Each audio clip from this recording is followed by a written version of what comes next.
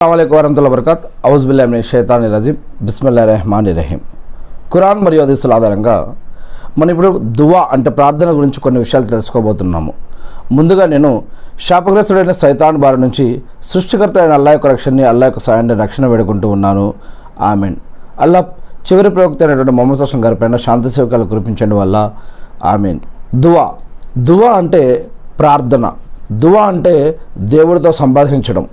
దువా అంటే మనకి కావలసినవి దేవుణ్ణి అడగడం, మరియు మన యొక్క పాపాలు క్షమించమని, పుణ్యాలు ప్రసాదించమని, మనకి కావలసిన అవసరాలను ఆయనతో చెప్పుకోవడం, మరియు దేవునితో సంపాదించే ప్రత్యేకమైన పద్ధతిని మరి దువా లేదా ప్రార్థన అంటారు.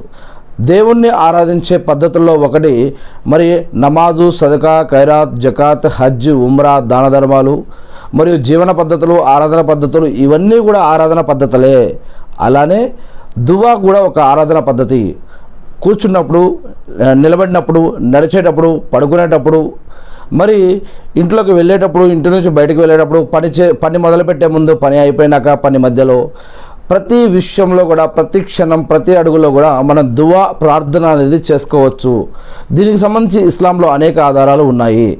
మరియు ప్రార్థన ఎందుకు, ఎలా చేయాలంటే ముందుగా సైతాను నుంచి రక్షణ పొందడం కోసం, మరియు పాపాల నుంచి విముక్తి పొందడం కోసం, పుణ్యాలు సంపాదించడం కోసం, పుణ్యాలు స్వీకరించబడటం కోసం, నరకం నుండి రక్షించబడటం కోసం, స్వర్గంలోకి వెళ్ళడం కోసం, స్వర్గంలో అత్యుత్తమ స్థానాలకి వెళ్ళడం కోసం, మరియు ప్రవక్తలపైన దరూదు పంపించడం కోసం, మరియు మన కోసం, మన తోటి వారి కోసం, మన కుటుంబీకుల కోసం, మన బంధుమిత్రుల కోసం, మన సమాజం కోసం, మరియు ఆరోగ్యం కోసం, అనారోగ్యం నుంచి రక్షణ పొందడం కోసం, షిర్క్ నుంచి, బిదాత్ నుంచి, హరాం నుంచి రక్షణ పొందడం కోసం, మరియు ఇలా అనేక విషయాల గురించి, కొంతమందికి అనేక రకాల సమస్యలు ఉంటాయి, వాటి నుంచి రక్షించమని, మరియు కొంతమందికి అనేక దేవుడి యొక్క అనుగ్రహాలు పొందుతారు, వారు దేవుడికి కృతజ్ఞతలు తెలుపుకోవడం కోసం, ఇలాంటి అనేక విషయాలలో ఈ యొక్క ప్రపంచంలో మనిషి బ్రతికి ఉండంగా చేసుకోగలిగింది అది దువా ప్రార్థన. మనిషి బ్రతికి ఉన్నప్పుడు ఆ మనిషి ఇతరుల కోసం కూడా దువా చేయవచ్చు. మనిషి బ్రతికి ఉన్నప్పుడే ఆ మనిషి అతని కోసం కూడా దువా చేసుకోగలుగుతాడు, ఇతరుల కోసం కూడా దువా చేయగలుగుతాడు మనిషి బ్రతికి ఉన్నప్పుడు.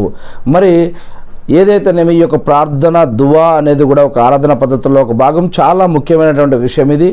మరి మనం ఇంతకుముందు తెలుగు బుఖారీలో ఖురాన్ మరియు హదీసుల ఆధారంగా తెలుసుకోవడం జరిగింది. ఏంటంటే ప్రార్థన ఎలా చేయాలి, ఎప్పుడు చేయాలి, ఎక్కడ చేయాలి, ఎందుకు చేయాలి, ఏ ఏ సందర్భాలలో ఎలాంటి ప్రార్థనలు చేయాలి, మరియు ప్రవక్తల యొక్క ప్రార్థనల గురించి, ప్రవక్తల